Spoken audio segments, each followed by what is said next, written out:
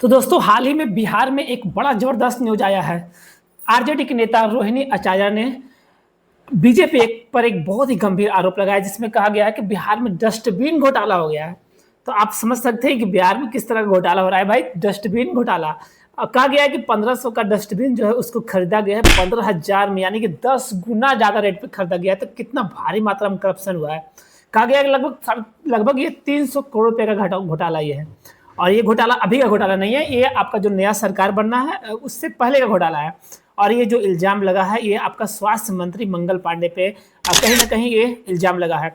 और ये अगर बात सच हो जाती है, रोहिणी आचार्य जो भी इल्ज़ाम लगाए हैं, अगर वो बात सच हो जाती है तो सच मानो एक बहुत ही भयंकर घोटाला है। जो कि मान लो एक नॉर्मल सा डस्टबिन होता है, उसका रेट मैक्सिमम होगा तो क्या 1000 से 1500 के आसपास होगा, और उसे खरीदा गया है 15,000 में एक। सोच सकते हो कितना जबरदस्त बड़ा एक कह सकते हैं करप्शन यहाँ पे हुआ है। शिक्षा खासतौर पे आपका स्वास्थ्य के क्षेत्र में तो उस समय जो स्वास्थ्य मंत्री थे मंगल पांडे, उन पर ये इल्जाम लगा है कि एक घोटाला में उनका भी संलिप्तता है, उनका भी हाथ है। ठीक ना, ये मामला अब कोर्ट में जाएगा, कोर्ट में अब इस पर जांच होगी और आगे क्या होगा, बहुत सारा एक प्रक्रिया, लंबी प्रक्रिया होती है जांच की प्रक्रिया, उसमें जो है वो आपका जो भी सच है वो आपका बाहर आ जाएगा।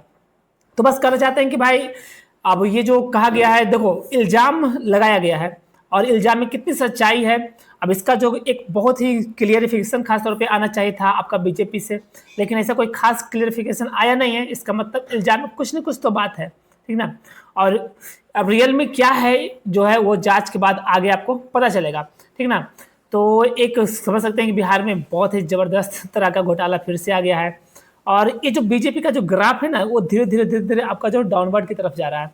और ये क्योंकि बहुत सारी चीज़ें ऐसे हुए जो कि बीजेपी का लगा कि बीजेपी के शासनकाल उसमें नहीं होना चाहिए था और नहीं होने था, क्योंकि वो बीजेपी जो थे वो करप्शन के लेकर ही आए थे।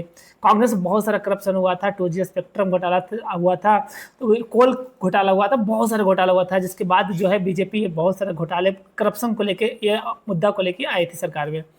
और बीजेपी का सरकार में बिहार में अब पहले भी था गठबंधन में, अभी भी तो बीजेपी का सरकार आ गया।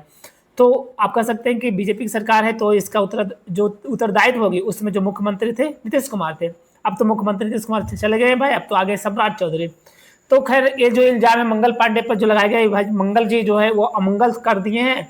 अब ये अमंगल सही में किए या क्या है वो तो जांच के बाद पता चलेगा। लेकिन आप सोच सकते हैं कि बिहार में किस तरह का घोटाला है और ये लोग की हिम्मत कहाँ से आती है भाई इतना बड़ा घोटाला करने का।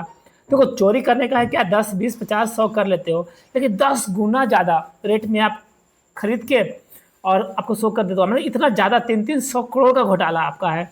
अब एक तो मंत्री जी तो अकेले खाए नहीं होंगे, एक पूरा जो गिरोह होगा नीचे से लेकर ऊपर तक सब खाया होगा।